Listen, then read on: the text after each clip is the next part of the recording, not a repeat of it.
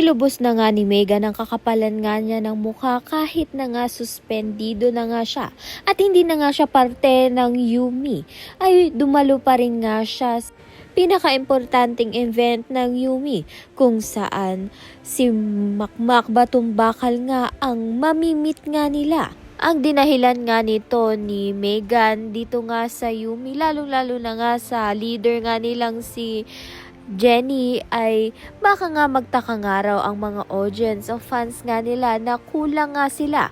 Kaya naman nga't kahit hindi na nga siya parte ng Yumi ay dumalo pa rin nga siya. Kaya naman nga't hindi na nga siya mapipigilan at si Jenny na nga lang ang makikipag-usap dito nga kay Monica. Sa kabilang banda naman nga mahuhuli na nga kung sino nga ang nanggulo dati nga sa event nga ng Yumi. At galit na galit nga itong si Minchi nang makaharap nga niya ang babaeng may sala.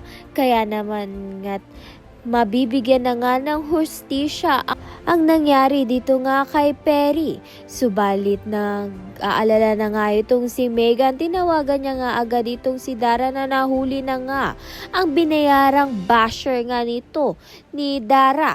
Kaya naman nga't yan at iba pa ang dapat nating pakaabangan. Maraming salamat sa iyong panunood.